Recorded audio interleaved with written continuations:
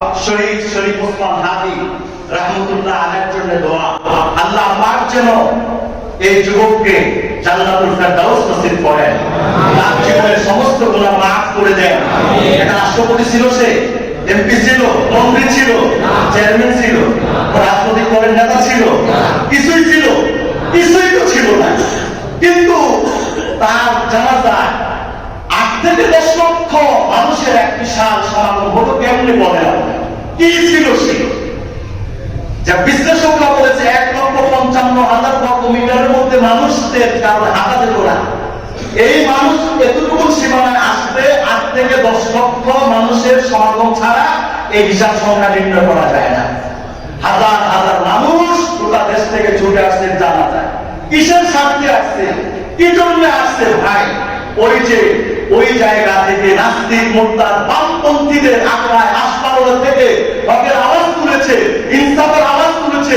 সিস্টেমকে ভেঙে দিতে হবে, মানবতা ফিরিয়ে আনতে হবে, ইনসাফ কায়েম করতে হবে, এই সমাজকে আবার পরিবর্তন করে একটা শান্তির সমাজ উপহার দিতে হবে। এই কারণে তার জানা প্রায় লক্ষ লক্ষ মানুষ হয়েছে।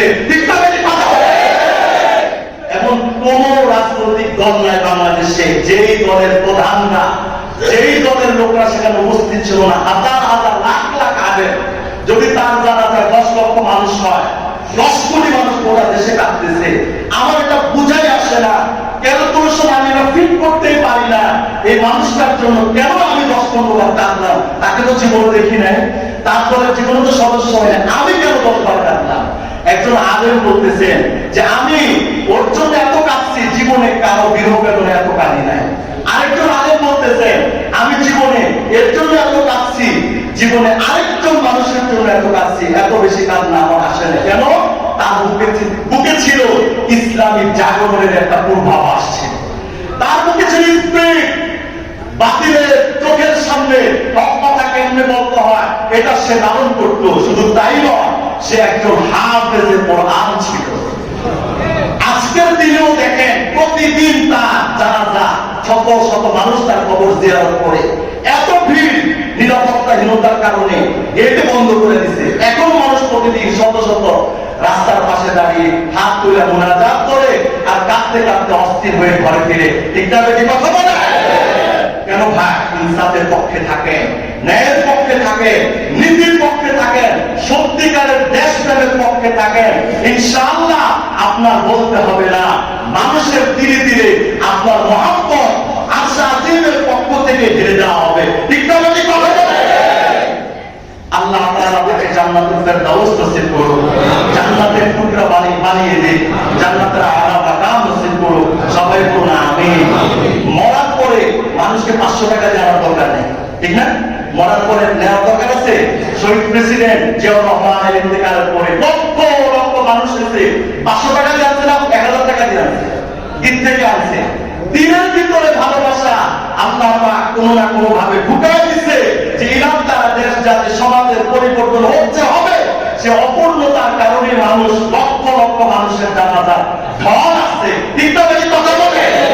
পৃথিবীর ইতিহাসে বড় বড় জানাজা হয়েছে, বাংলার ইতিহাসে তার মধ্যে শহীদ হাদির জানাজা একটা জানাজা, আহমদ শফি সাহেবের জানাজা একটা জানাজা, জুনায়েদ বাবুনগরীর জানাজা একটা জানাজা, শহীদ প্রেসিডেন্ট জিয়াউর রহমানের জানাজাও একটা জানাজা। ঠিক না বেশি কথা বলে? আজও এই সমস্ত হারানো মানুষদের জন্য আমরা কাঁদি। ওনারা যদি থাকতেন, বলতেন, আমাদের দেশ জাতি সমাজের আরো অনেক লাভ হতো। তাদের চলে যাওয়াতে আমাদের উম্মাহের অপূরণীয় ক্ষতি হয়ে গেল। কিছু করার নাই, দোয়া করি যারা চলে গেছেন তাদের মতো লক্ষ লক্ষ দেশ প্রেমী যেন আল্লাহ বাংলার জমিনে তৈরি করে দেন। আমিন বলেন। আল্লাহ তাদেরকে যেন জান্নাতের টুকরা তাদের কবরটাকে বানায় দেন। সবাই বলুন আমিন। আমাদের ব্যক্তির চাইতে দল বড়, দলের চাইতে দেশ বড়, দেশের চাইতে ইসলাম বড়। ঠিক না বেশি কথা বলে? এটা হবে মুমিনের ঈমানের শিক্ষা। বলবো এটা কোথা থেকে বাইরে করছে? কোরআন থেকে বাইরে করছে। মায়া তখন বছরে মিলাল ঈমান, দেশের মহাব্বত, এটা ঈমানের একটা তাকাজা। যুগে যুগে কোরআনের মধ্যে বহু জায়গা আছে। আল্লাহ পাক বলছে তোদের এই দেশের ভিতরে জালেম বাদশা শাসন করছে, তোরা জিহাদ করা ওদের ভূমিকে উদ্ধার কর। হযরত মুসা আলাইহিস সালাম যখন কওমকে বলে আল্লাহ বলেছে জিহাদ করতে, বিজয় করতে, বনি বলতেছে বাবারে ওখানে এত বড় জালে আমরা এদের সাথে পারবো না, মুসা আপনি আপনার আব্বা গিয়া আপনার আব্বা গিয়া দুইজনে গিয়ে জিহাদ করেন, জিহাদ করে ওই জমিনকে উদ্ধার করে, উদ্ধার করার পরে বললেন যে মোটামুটি সব খালি আমরা দৌড়ে ঢুকতে পারবো। মুসাকে বলে আপনি এবং আপনার আল্লাহ গিয়ে যান জিহাদ করতে। দেশে এটা ইমানের অংশ, এটা ইমানের সাথে একটা সম্পৃক্ত বিষয়। তিরমিজি শরীফ হাদিসে 3226 নম্বর 626 নম্বর হাদিসে রাসূলুল্লাহ সাল্লাল্লাহু আলাইহি ওয়াসাল্লামের চাচা ভাই আব্দুল ইবনে আব্বাস রাদিয়াল্লাহু তাআলা বললেন, নবীজিকে যখন মক্কা থেকে বিতাড়িত করে মদিনা পাঠিয়ে দিচ্ছে, নবী কারীম সাল্লাল্লাহু আলাইহি ওয়াসাল্লাম কাবার দিকে তাকাচ্ছিলেন আর বলছেন, ইন্নাকা আহাব্বাল বিলাদি আতিয়াবাকি মিন বিলাদ, মা আতিয়াবাকি মিন বিলাদি ওয়া আহাব্বাকি ইলাইয়া। হে কাবা মক্কা, তোর মতো উত্তম জায়গা, পবিত্র স্থান আমার কাছে আর কিছু নাই। তোকে এত ভালোবাসি, তোর মতো এত ভালোবাসা আমার দিন আর কোনো ভূখণ্ডের ব্যাপারে নাই। লাউলা আন্না কওমি মা আখরাজুনি মা তারাকতুক, আমার সম্প্রদায়ের মানুষ যদি আমাকে বের করে না দিত, জীবনেও তোকে ছাড়তাম না। জন্ম হয়েছে তোর বুকে, মৃত্যুটাও যেন তোর বুকে হতো, কিন্তু আমি তো অনন্য উপায় হয়ে গেলাম। নবীজি মক্কা ছাড়লেন কিসের কারণে? ইসলামের কারণে, ইমানের কারণে। ঠিক না বলি কথা বলে? হযরত লূত আলাইহিস সালামের স্ত্রীকে আল্লাহ তাআলা ধ্বংস করে দিলেন। হযরত নূহ আলাইহিস সালামের ছেলে কেনানকে আল্লাহ ধ্বংস করে দিলেন, কেনানের পক্ষ নেন। ইব্রাহিমের পিতা আজরকে আল্লাহ ধ্বংস করে নিলেন। আজরের মুক্তির পক্ষে ইব্রাহিম দাঁড়াইলেন, বিপক্ষে ছিলেন, বলছে বাবা তোমার পথে আমি নাই, জাহান্নামে যাবে যাও। শেষ পর্যন্ত জাহান্নামে তো গেছে। এই জন্য ইসলামের স্বার্থে, ইসলামের জন্য সব কিছুকে আমাদের জলাঞ্জলি দিতে হবে। ঠিক না বেশি কথা বলে? দুনিয়াতে বাঁচবে 100, 200, 500 বছর, কিন্তু ইমান নিয়ে না মরলে ফেরাউনের রাজত্ব 1000 বছর কইরা কবরে গেলে অনন্তকালীন জাহান্নাম ছাড়া কিছু নাই। ঠিক না বেশি কথা বলে? আর যদি ইমান নিয়ে মরতে পারি, তাহলে একদিন না একদিন অনন্তকালীন চিরস্থায়ী শান্তির ঠিকানা আমরা জান্নাতে যেতে পারবো কি পারবো না? ইনশাআল্লাহ। এই জন্য সবার আগে ইমান, সবার আগে ইসলাম। ইমান সবার আগে, ইসলাম সবার আগে। ইসলাম ইমানের উপর আঘাত আসে, পৃথিবীর এমন কোন কিছুকে সাপোর্ট করা যাবে না, পক্ষ নেওয়া যাবে না, এমনকি বাপ মাকেও নেওয়া যাবে না। যে মায়ের পায়ের নিচে বলা হয়েছে জান্নাত, ওই মা জন্ম দিচ্ছে পুরা মুসলমান, মা এখন ধরেন হিন্দু বা খ্রিস্টান, ছেলে দাওয়াতে মা আসো ফিরে, মা বলে এই তোকে জন্ম দিলাম, আমার কথা না শুনলে তোকে গর্ব ধরে কি লাভ? না, মায়ের কথায় ইসলাম ত্যাগ করে মায়ের কথায় ওই ধর্মে যাওয়া যাবে? যাবে না। ঠিক না ঠিক কথা বলে? এই জন্য স্পৃহা, এই আগ্রহ আমাদের সবার থাকতে হবে। আল্লাহ পাক আমাদের সবাইকে দেশের জন্য এবং উম্মাহের জন্য, ইসলামের জন্য, ইসলামের পক্ষে কাজ করা, পক্ষে থাকা তৌফিক নসিব করুক। সবাই বলুন আমিন। বিশেষ করে দোয়া।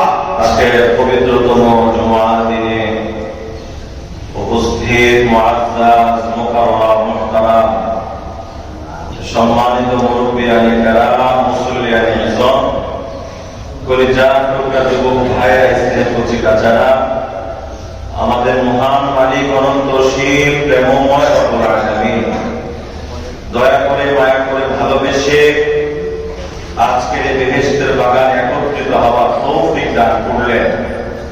আমরা সবাই আল্লাহ পাকের আলিশান শাহী দরবারে অন্তরের অন্তঃস্থল থেকে কালিমাত শুকরিয়া আদায় করি। সবাই বলুন আলহামদুলিল্লাহ।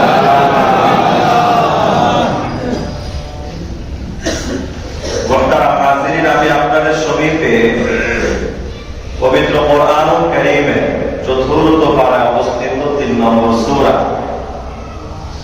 সূরা আলে ইমরান এর 3টি আয়াতে কারিমা তিলাওয়াত করেছি পর্যায়ক্রমে 169, 170, 172, 71 এই 3টি আয়াতে কারিমা তিলাওয়াত করেছি। রব্বে কারীম এই আয়াতগুলোর নূর বারাকাত আমাদেরকে নসিব করুক। সবাই বলুন আমিন।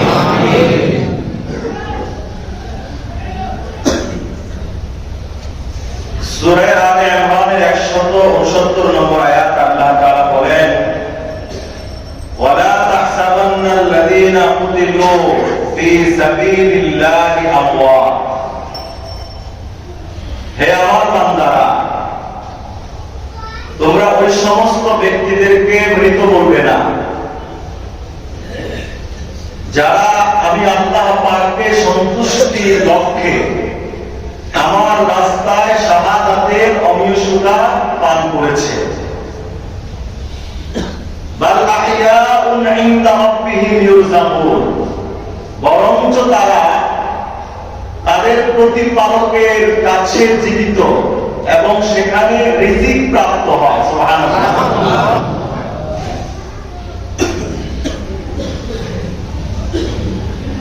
এই আয়াত কয়টা? শানুন নুজুল হলো তিরমিজি শরীফের হাদিসের মধ্যে এসেছে, হযরত জাবের রাদিয়াল্লাহু তাআলা আনহুর বর্ণনা। তিনি একবার বিষণ্ণ ভারাক্রান্ত অবস্থায় কোন একটি জায়গায় অবস্থান করছিলেন। পাশ দিয়ে নবী করিম সাল্লাল্লাহু আলাইহি ওয়াসাল্লাম অতিক্রম করলেন। তার মলিন চেহারা, ভারাক্রান্ত হৃদয়, ফ্যাকাশে মনোবল দেখে নবীজি জিজ্ঞেস করলেন, জাবের, তোমাকে অত্যন্ত চিন্তিত, টেনশনগ্রস্ত মনে হচ্ছে, কারণটা কি?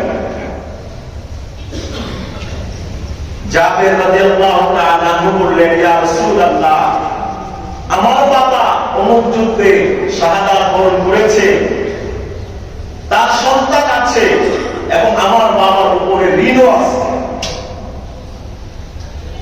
নবী করিম সাল্লাল্লাহু আলাইহি ওয়াসাল্লাম বললেন, এক তো হলো বাবার শাহাদাত, কষ্টের কারণ, ব্যথার কারণ, আরেকটা হলো বাবা চলে গেছে, ঋণ রেখে গেছে, এই ঋণের বোঝা পরিশোধ করা এটা অত্যন্ত বড় বোঝা, বড় চাপ। নবীজি বললেন, আমি কি তোমাকে এমন কিছু শোনাবো না যে কথা শুনলে এবং যেই বিষয়টা তুমি উপলব্ধি করতে পারলে অত্যন্ত আনন্দিত হবে এবং তোমার দিলটা খুশিতে আত্মহারা হয়ে যাবে? তুমি কি এমন কিছু শুনতে চাও? জাবের বললেন, হ্যাঁ ইয়া রাসূলুল্লাহ, আমি এমন কিছু শুনতে চাই। আল্লাহ পাকের রাসূল সাল্লাল্লাহু আলাইহি ওয়াসাল্লাম বলেছেন, দেখো, আল্লাহ পাকের দুনিয়ার নীতি যে আল্লাহ পাক মানুষদের সাথে সরাসরি কথা বলেন না, এটা আল্লাহ পাকের মেজাজ, আল্লাহ পাকের নীতি, সিস্টেম।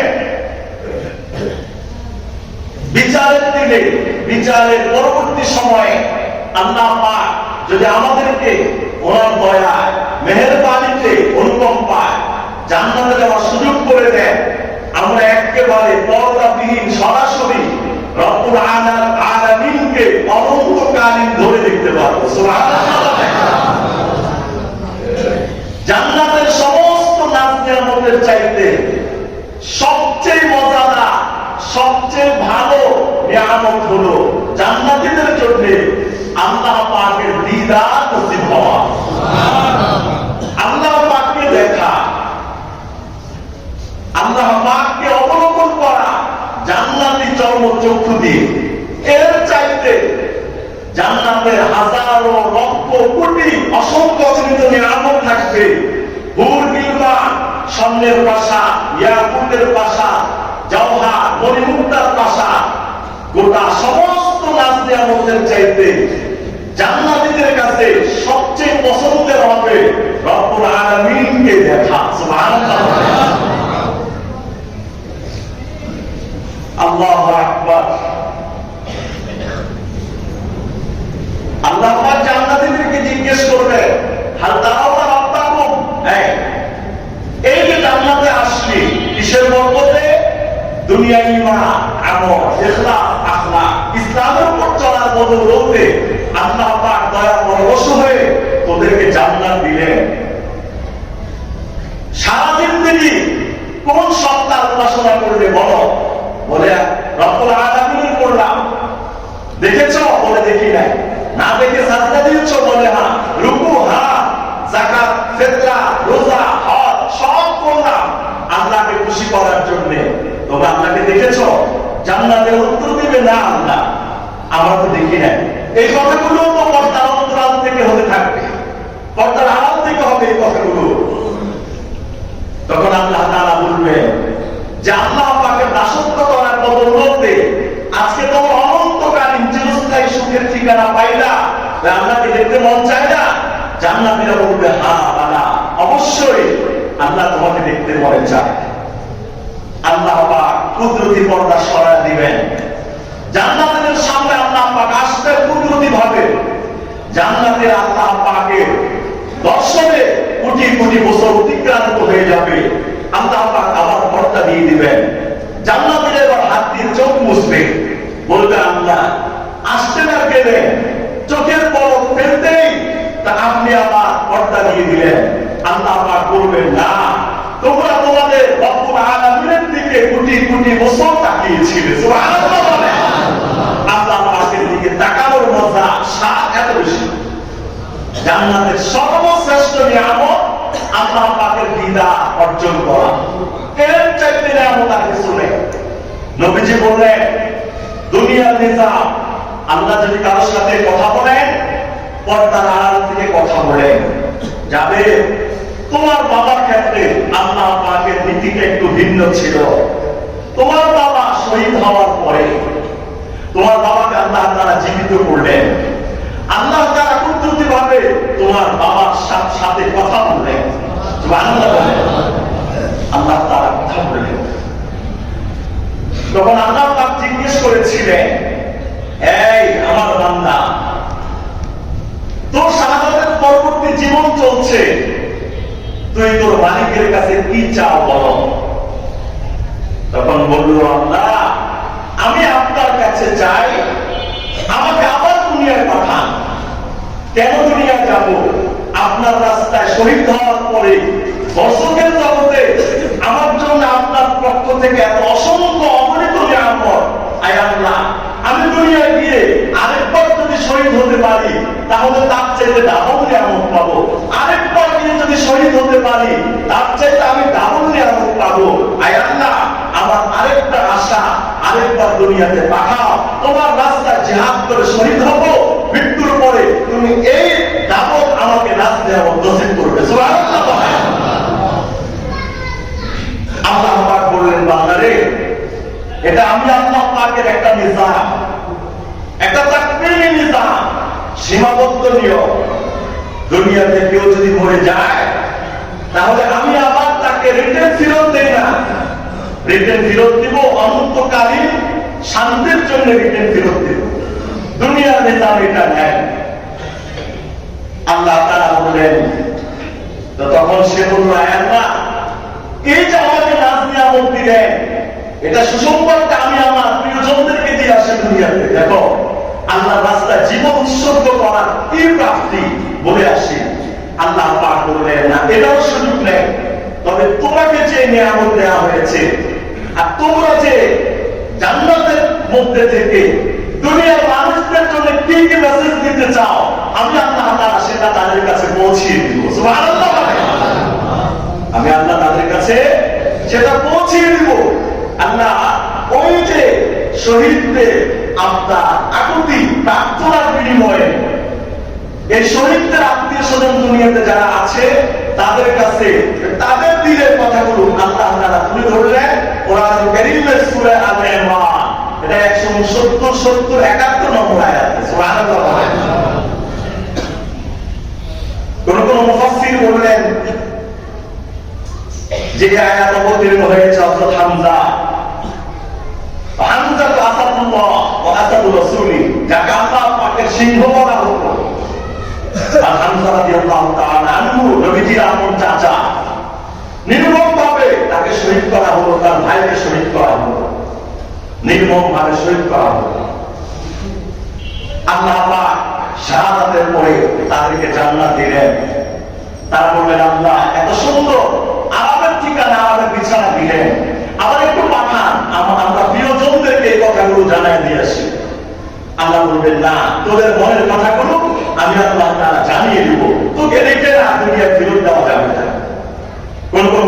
করলেন যে দুনিয়াতে শহীদদের পরিবার আক্ষেপ করতে থাকে, আফসোস করে। অনেক সময় আমরাও অনেক সময় সুখের দিনগুলোতে, ঈদের দিনগুলোতে, বিবাহের দিনগুলোতে একটু ভালো পোশাক পরিচ্ছদের ব্যবস্থা করা হয় কি হয় না? ভালো খাওয়া দাওয়া আয়োজনের ব্যবস্থা হয়। আনন্দ মুখর দিন উপলক্ষে নিজের কাছের করে অনেক প্রিয়জনরা আসে, তাদের সাথে একরকম আন্তরিকতা, মহাব্বত, ভালোবাসা ভাগাভাগি হয়। ওই সময় মনে হয় হায় আজকে যদি বাবা থাকতেন, তাহলে বাবাকে কিভাবে আমরা এই জায়গায় পেশ করতাম। আজকে যদি মা থাকতেন, হয়তো বা আজকে সবচেয়ে দামি কাপড়টা মায়ের জন্য কিনে দিতাম। আজকে যদি আমার সেই দাদা থাকতেন, ছোটবেলায় যে দাদা স্বপ্ন দেখতেন নাতি একদিন বড় হবে, চাকরি করবে, দাদাকে পাঞ্জাবি জায়নামাজ কিনে দিবে, দাদা নাতির দেওয়া পাঞ্জাবি আর জায়নামাজ নিয়ে মসজিদে গিয়ে নামাজ পড়বে। আচ্ছা, দাদারা কিরকম স্বপ্ন দেখে না নাতিদের কাছে? অবশ্যই দেখে। কিন্তু ওই সময় আসার আগেই তো নাতি তারা চলে গেল। ওই সুখের দিনগুলোতে এইরকম প্রিয় মানুষদেরকে স্মরণ হয় না? তখন কি লাগে? ভারাক্রান্ত মনটা ভারাক্রান্ত হয়ে যায়, দিনটা ব্যথা ব্যথিত হয়ে যায়। আর কত সুন্দর আয়োজন, কত সুন্দর খাবার দাবার, বাবা মাকে দিয়ে যদি খেতে পারতাম, আমার চলে যাওয়া ভাইকে নিয়ে যদি খেতে পারতাম, আমার সে হারিয়ে যাওয়া বিবিকে নিয়ে যদি আবার বসতে পারতাম। এরকম দুঃখ একজন মানুষের হৃদয়ে মৃত্যুর আগ পর্যন্ত থাকবে, থেকেই যাবে। ঠিক কথা বলে শহীদদের আত্মীয় স্বজনরা ভালো কিছু আয়োজনের সময় আফসোস করতে থাকে, হায় রে আমাদের অমুক আত্মীয় যদি আজকে থাকতেন, আজকে ভালো খাবারের সাথে তাকেও আমরা যুক্ত করতাম। আল্লাহ তাআলা বলে, হায় দুনিয়া এই খাবারকে সামনে নিয়ে ওই শহীদদেরকে কামনা করো, ওরাও দুনিয়া থাকতে এরকম মন্দা খাবার খাইতে পারত। তোমরা কি জানো তোমাদের দুনিয়ার খাবারের চাইতে শহীদদের খাবার আমি রব্বুল আলামিনের কাছে তার চাইতে হাজারো কোটি গুণে আরো বেশি। তোমরা যে আশা করো আমাদের পরিবার ও প্রিয়জন থাকতে তাদেরকে নিয়ে খাইতা, আর ওরা তোমাদের কি আশা করে? ওরা তো আশা করে আমরা আসছি যে পথে, তোরাও আসবি সেই পথে, তাহলে যে মুক্তি পাবে অনন্তকালীন জান্নাতের নাচ দেওয়া তোরা ভোগ করতে পারবি। কিন্তু আসতে পারে না, এই জন্য বলে না, বলতে পারে না। ওরা আসার দরকার নেই, ওরা বলার দরকার নেই। ওরা কি বলতে চায়, কি বুঝাইতে চায়, কেন আসতে চায়, ওদের বলা, ওদের আবেগ, ওদের অনুভূতিটা আল্লাহ পাক কোরআন কারীমের সূরা আল-ইমরানের আয়াতগুলোতে তুলে ধরেছেন। সুবহানাল্লাহ। আল্লাহ বলেন, ওয়ালা তাহসাবান্নাল্লাযীনা কুতিলু ফি সাবিলিল্লাহি আমওয়াত। হে মানুষ সকল, ওই সমস্ত ব্যক্তিদের ব্যাপারে তোমরা মৃত ধারণা করবা না, যারা আল্লাহ পাকের রাস্তায় আল্লাহ পাককে রাজি খুশি করার জন্য, দ্বীনের কালিমা পতাকা উত্তীর্ণ করার জন্য, ইসলামী সংস্কৃতি বিজয়ের জন্য লড়াই করতে করতে যারা শাহাদাত বরণ করেছে, ওদেরকে মৃত বলার কোন অপশন নাই। মৃত বলবা না। আল্লাহ বলেন, কেন বলবা না? বাল আহইয়াউন ইনদা রাব্বিহিম ইরযাকুন।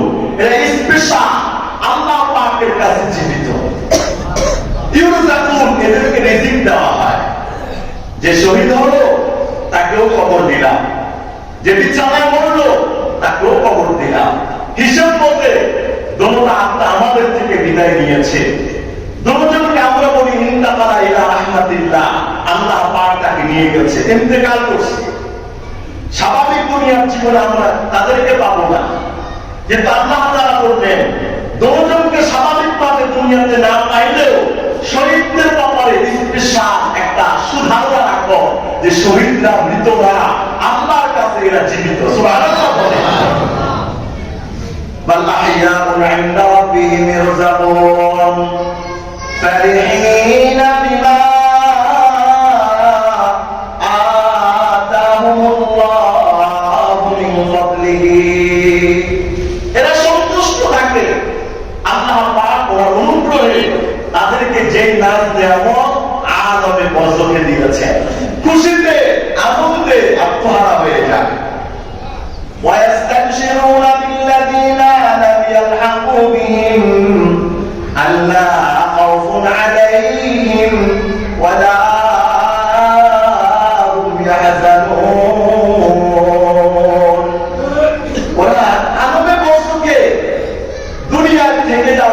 প্রিয়জনদেরকে সুসংবাদ দেয় আল্লাহ কোরআনের ভাষায়। ওয়ায়াস্তাবশিরুনা বিল্লাযীনা, সুসংবাদ দেয় ওই সমস্ত ব্যক্তিদেরকে আল্লাযীনা লাম ইয়ালহাকু বিহিম, দুনিয়াতে আছে এখনো জিহাদ করে তারা আলমে বর্ষকে আসে নাই, শহীদ হয় নাই। কি সুসংবাদ দেয়? আল্লাহ খাউফুন আলাইহিম ওয়ালা হুম ইয়াহজানুন, এই তোমরা টেনশন করবা না, দুশ্চিন্তাগ্রস্ত হইবা না, তোমরা আল্লাহ তাআলার কাছে জীবিত, তোমরা আল্লাহ তাআলার পথ ধরে এই জায়গায় যদি আসতে পারো, তোমাদের কোনো টেনশন নাই, তোমাদের কোনো দুশ্চিন্তা নাই, তোমাদের কোনো ভয় নাই। আল্লাহ রাব্বুল আলামিন আমাদের সাথে যা ওয়াদা করলেন অক্ষরে অক্ষরে তার প্রতিদান আল্লাহ তাআলা আমাদেরকে নসিব করেছেন। সুবহানাল্লাহ বলেন। ইয়াস্তাবশিরুনা বিনি'মাতিন মিনাল্লাহি ওয়া ফাদল।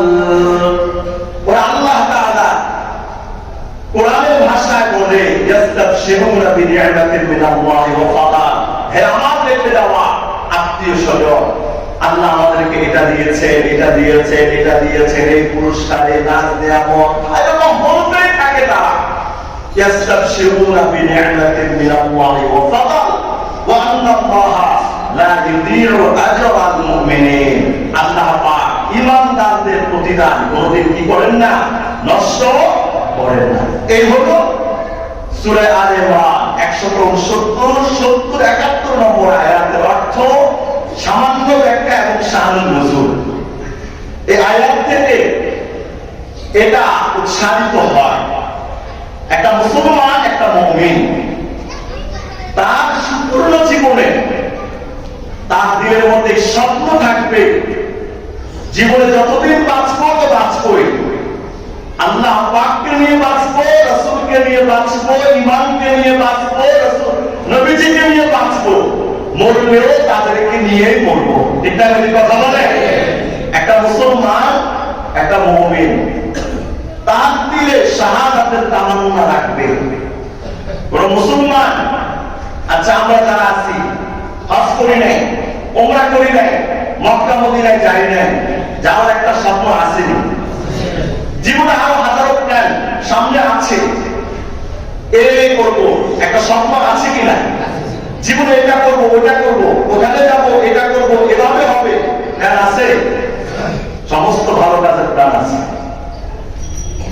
একটা মুমিন মুসলমান হিসেবে দিলের ভিতরে এটাও রাখা, আল্লাহ যদি আপনার তৌফিক হয় তাহলে আমি আপনার রাস্তায় যে কোনো সময়, জিন্দেগীর যে কোনো মুহূর্তে শাহাদাতের জন্য আমি প্রস্তুত আছি। ঠিক না?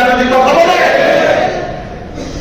যদি এটা না রাখেন দিলে, নবীজি বললেন মাতা আলাল নিফাক, কোন মুসলমান সব করলো কিন্তু শাহাদাতের তামান্না দিলে রাখলো না, তার মৃত্যুটা হবে মুনাফিকের মৃত্যু। আর কোন মুসলমান দুনিয়ার সমস্ত ইবাদতের স্বপ্ন তার দিলে লালিত হয়, করবো তৌফিক দিলে, কিন্তু শাহাদাতের স্বপ্ন দেখেও না, দিলের মধ্যে লালন করে না, আল্লাহ যদি কবুল করে লাভদায়ক করবে এই স্নেহ তার মধ্যে নেই। রাসূলুল্লাহ সাল্লাল্লাহু আলাইহি ওয়াসাল্লাম বলেছেন তার মৃত্যুটা হবে মুনাফিকের মৃত্যু। আর যদি স্পৃহা থাকে অন্যান্য সমস্ত ইবাদতের মতো এই ইবাদত আল্লাহ যদি আমার থেকে কোনো সময় নেয়, আচ্ছা আল্লাহ যদি আমাকে আপনাকে মৃত্যু দেয়, ঠেকাইতে পারবে কেউ? পৃথিবীর যে কোনো জায়গায়, যে কোনো অবস্থায়, যে কোনো হালাতে মৃত্যু দিলে দুনিয়ার সমস্ত মানুষ মিলে কারো মৃত্যু ঠেকাইতে পারবে? হায়াত দেওয়ালাকে, জীবন দেওয়ালাকে, মৃত্যু দেওয়ালাকে, সব কিছু যদি আল্লাহর হাতে হয়, মরতে যেহেতু একদিন হবে, তো দিলের মধ্যে এই তামান্না রাখা, আল্লাহ মরতে যেহেতু একদিন হবে, শাহাদাতের মৃত্যু দিয়ে আমাকে নিয়েছে। সুবহানাল্লাহ বলেন। রাসূলুল্লাহ সাল্লাল্লাহু আলাইহি ওয়াসাল্লাম হাদিসের মধ্যে বলেছেন কেউ যদি এই স্বপ্ন লালন করে, তার জিন্দেগিতে জিহাদ করার সুযোগ আসে নাই, শাহাদাত তো আরো আগে নেই, বিছানার মধ্যে পড়ে মরছে, হাসপাতালের মধ্যে মরেছে, রাস্তা অ্যাক্সিডেন্টে মরেছে, কিন্তু ওই যে শাহাদাতের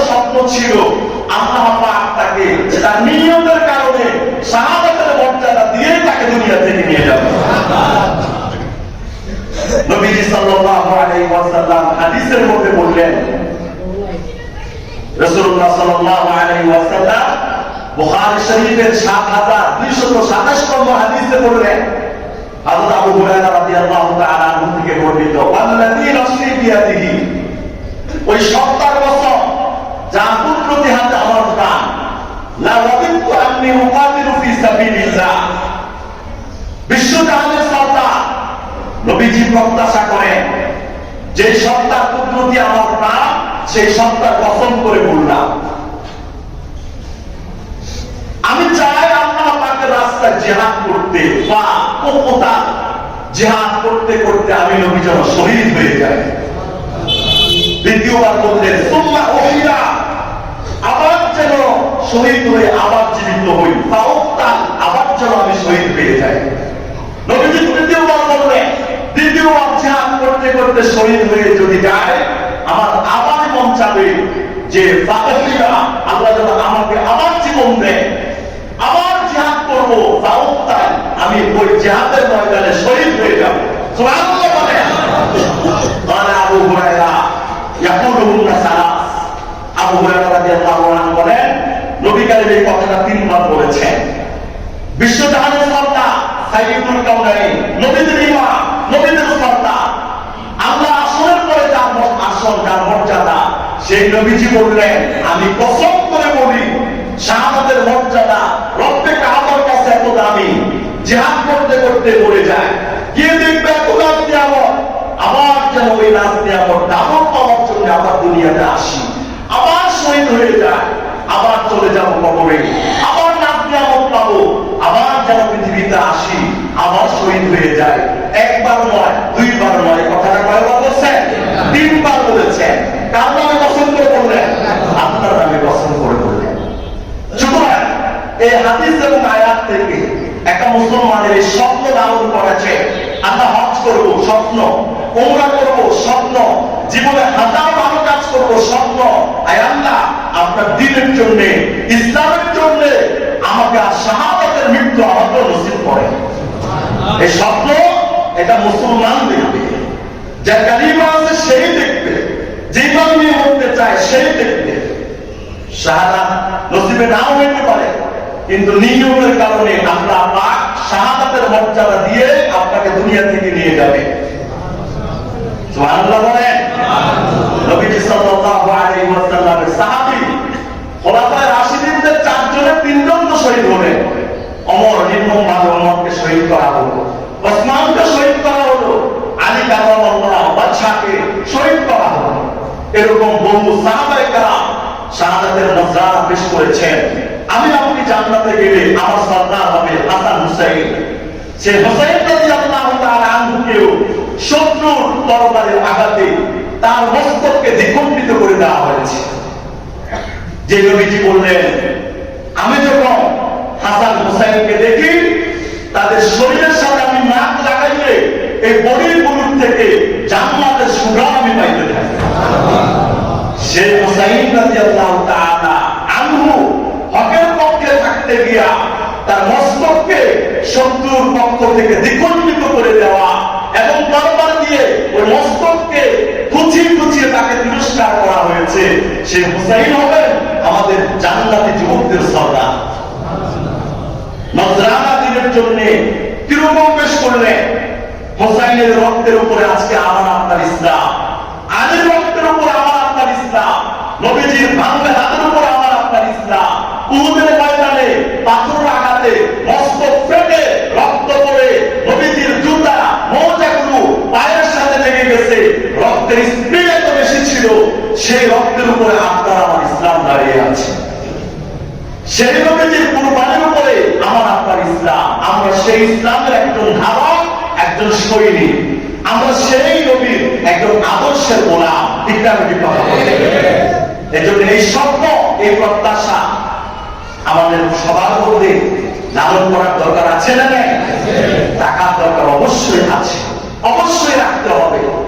হাদিসের মধ্যে রাসূলুল্লাহ সাল্লাল্লাহু আলাইহি ওয়াসাল্লাম বলেছেন, ইন্না আরওয়াহাল শুহাদা ফি তাইরিন হুজরিন, শহীদদের স্পেশাল ভাবে আল্লাহ তাআলা রিজিক দিবেন। জীবিত এরা এই পাওয়ারফুল রিজিক আর এদের রূহগুলোকে আল্লাহ পাক সিদরাতুল মুনতাহার সন্নিকটে জান্নাতে একটা সবুজ পাখির মধ্যে তাদের রূহটাকে দিয়ে দিলেন। সবুজ পাখি কেন? সবুজ এটা একটা শান্তির বার্তা বয়ে আনে। এটা আল্লাহ পাকের পক্ষ থেকে অনন্তকালীন নাজ নিয়ামতের একটা আলামত, একটা ইশারা।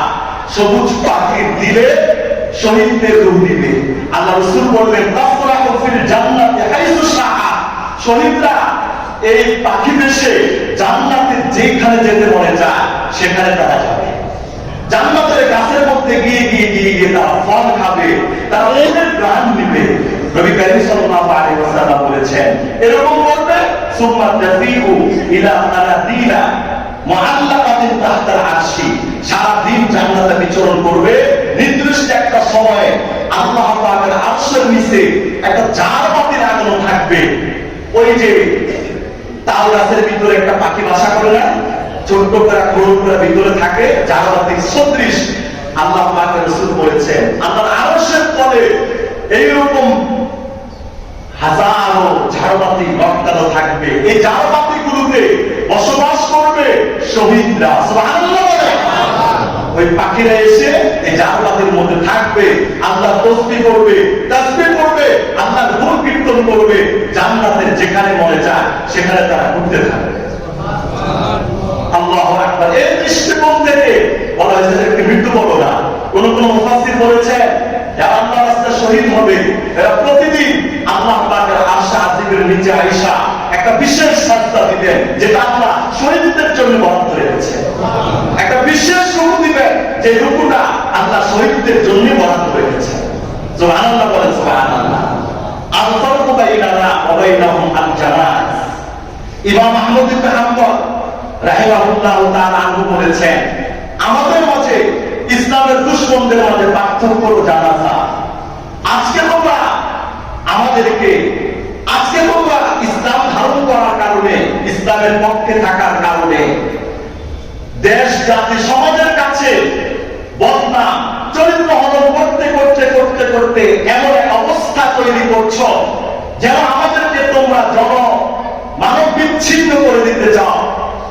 ইমাম আহমদ ইবনে হাম্বল বললেন একদিন আসবে, জানাজায় প্রমাণ হবে বাদশাহ মুতাওয়াক্কিল সেই কি আসলে হকের পক্ষে না ইমাম আহমদ ইবনে হাম্বল হকের পক্ষে। বাদশাহ মুতাওয়াক্কিলের পক্ষ থেকে ইমাম আহমদ ইবনে হাম্বল 855 সালে ইন্তেকাল করেছেন। যার মাযহাবে একজন ইমাম আহমদ ইবনে হাম্বল। বাদশার পক্ষ থেকে তাকে বাদশার খেয়াল খুশি মতো ফতোয়া দেওয়া, বাদশার খেয়াল খুশি মতো বিচার করার জন্য বলা হয়েছে। বাদশাহ মুতাওয়াক্কিল এই কথাগুলোকে প্রত্যাখ্যান করলেন। বিচার করবো, ফয়সালা করবো, যা চান তাই করবো, পক্ষে যে কোরআন আছে কোরআন দিয়ে সবকিছু হবে রাজি। বলে না, আমি যেমন চাইবো তেমন করবি, আমি যেমন করতে বলবো তেমন করবি, যেভাবে চলতে বলবো তেমন চলবি, তোর টাকা পয়সার কোনো অভাব থাকবে না। ইমাম আহমদ ইবনে হাম্বল রাজি বললেন। সেই ইমাম আহমদ ইবনে হাম্বলকে নির্যাতন করতে করতে করতে করতে তাকে শেষ পর্যন্ত শহীদ করে দেওয়া হয়েছে। তার শাহাদাতের খবর শুনে গোটা বিশ্বের ভিতরে, দেশের ভিতরে এই কথা ছড়িয়ে পড়ছে যে বাদশাহ নির্মম নির্যাতনের শিকারে আমাদের জামান ইমাম আহমদ ইবনে হাম্বলের ইন্তেকাল হয়েছে। ওনার জানাজায় পঙ্গপালের ন্যায় মানুষ আসছে। ইতিহাস বলে যে তার জানাজায় 25 লক্ষ মানুষ একসাথে নামাজ পড়ছে। সুবহানাল্লাহ। আর আবু মুতাওয়াক্কিল তারও তো মৃত্যু হয়েছে, তার মৃত্যুর সময় তো মানুষ খুঁজে পাওয়া যায় না। যার প্রেম ভালোবাসা আল্লাহ তাআলা বনি ইনসানের হৃদয়ে গেঁথে দেয়, এই প্রেম ভালোবাসা পৃথিবীর কোন ব্যারিকেড দিয়ে দূর করা যায় না। ভালোবাসা আসে অন্তর থেকে, অন্তরের ভালোবাসা আসে রব্বে কারীমের আশা আজিম থেকে। ঠিক না? কথা বলে ইমাম আযম আবু হানিফা, আমরা যে ইমামের মাযহাব অনুসরণ করি, যে ইমামের মাযহাব মেনে আমরা ইসলাম মানি, শরীয়ত মানি, আমরা কোরআন হাদিসের উপর চলি। মাযহাব মানা ফরজে আইন। মাযহাব মানে কি? মাযহাব মানা ফরজে আইন। যে মাযহাব মানে না সে পথভ্রষ্ট এবং গোমরা, ফতোয়া কোরআন সুন্নাহ লক্ষ লক্ষ ওলামায়ে কেরাম। আপনি ডাক্তার হবেন, ডাক্তার যে হবে এটা হচ্ছে আলাদা একটা ডকুমেন্টারি আছে না? ইঞ্জিনিয়ারে আর্টস কমার্স সায়েন্স, আপনি যে কোনো ডিগ্রি অর্জন করতে চান এটা একটা ফাউন্ডেশন আছে। এই থিওরিক্যাল সিস্টেমের উপর ভিত্তি করে আপনার ডিগ্রি অর্জন করতে হবে। আপনি যদি বলেন মোবাইল থেকে ইঞ্জিনিয়ার হয়ে যাব, মোবাইল থেকে ডাক্তার হয়ে যাব, মোবাইল থেকে আমি এত বড় এত কিছু হয়ে যাব, রোগী আসবে জিন্দা, তবে যাবে আসবে না, করা যায় না। বিল্ডিং করবে কোটি টাকা, যেদিন উদ্বোধন হবে ওই দিন লাইনে পড়বে। ঠিক না? এটা কথা বলে ইমাম আজম আবু হানিফা রাহমাতুল্লাহ আলাইহি যত ছাত্র ছিল, হাজার হাজার ছাত্র, ইমাম বুখারী রাহমাতুল্লাহ আলাইহি যে উস্তাদ, ইমাম বুখারী রাহমাতুল্লাহ আলাইহি উস্তাদ ছিল, শত শত উস্তাদ ছিল। ইমাম আজম আবু হানিফার হাজার ছাত্রদের মধ্যে যারা সবচেয়ে ছোট 5 জন ছাত্র, এই 5 জন ছাত্র হলো ইমাম বুখারী শত শত উস্তাদদের মধ্যে সবচেয়ে বড়। ইমাম বুখারী রাহমাতুল্লাহ আলাইহি বলেন ইমাম আজম আবু হানিফা এত জমান ইমাম, সবচেয়ে বড় ইমাম। সুবহানাল্লাহ বলেন। ইমাম আজম আবু হানিফাকে আবু জাফর মনসুর আব্বাসি প্রস্তাবনা পেশ করছে, আমরা শহরের আজের মুজাদ হয়ে যাব প্রধান বিচারপতি। তো তিনি বুঝলেন যে আবু জাফর আল মনসুর আব্বাসি সে একটা জালেম শাসক, তার অধীনে বিচারক হওয়ার অর্থ কি? সে যদি আমাকে বলে দিনকে রাত বলতে হবে, আমি রাত বলবো। যদি বলে রাতকে দিন বলতে হবে, আমার দিন বলতে হবে। আমি তার অধীনে চলে যাব, সে আমার অধীনে আর থাকবে না। আমি কোরআন হাদিস দিয়ে বুঝাবো যে আপনারা আপনার সিদ্ধান্ত সব কোরআন বিরোধী। সে বলবে সেটা বুঝি না, রাষ্ট্র শাসন করতে হলে আমারটাই তুমি বলতে হবে। ইমাম আজম আবু হানিফা বললেন আমি রাজি না। বলে কারাগারে প্রেরণ কর। কারাগারে প্রেরণ করা হলো। প্রতিদিন তাকে 10টা করে প্রচন্ড বেত্রাঘাত লাগানো হতো। এরপর ইমাম আজম এই কথা বলেন নাই যে আমি বাদশার বিচারপতি হয়ে বাদশার ভাইস পূর্ণ করবো। ইমাম কাকে বলে শিখায় এখান থেকে। 10 দিন চলে গেল, ইমাম আজম ফিরে আসলেন না। শেষ পর্যন্ত বলা হয়েছে তাকে মারতে মারতে বিষ খাওয়ায়া তারপর হত্যা করা। ইমাম আজমকে হত্যা করা হয়েছে, বিষ খাওয়ানো হয়েছে। ইমাম আজম আবু হানিফা পৃথিবীর 200 কোটি মুসলমানদের মধ্যে 3 ভাগের 2 ভাগ মুসলমান। ইমাম আজম আবু হানিফার মাযহাব অনুযায়ী কোরআন হাদিস নবীজির জীবনী মানে। সুবহানাল্লাহ। 3 ভাগের কয় ভাগ? 2 ভাগ। সেই ইমাম আজম আবু হানিফাকেও শাহাদাত বরণ করতে হয়েছে ইসলামের জন্য। আহমদ ইবনে হাম্বল শহীদ হতে হয়েছে ইসলামের জন্য। যে ইমাম বুখারীর কথা বলি, ইমাম বুখারীও শহীদ হয়েছে জালেমদের নির্যাতন আর নিপীড়নের কারণে। শুধু কেন? এই ইসলামের জন্য। শুধু কেন? হক হক্কানিয়াতের পথে অধিষ্ঠিত প্রতিষ্ঠিত থাকার জন্য নির্মমভাবে শহীদ হয়েছে। এত বড় মাঠ কোথায়?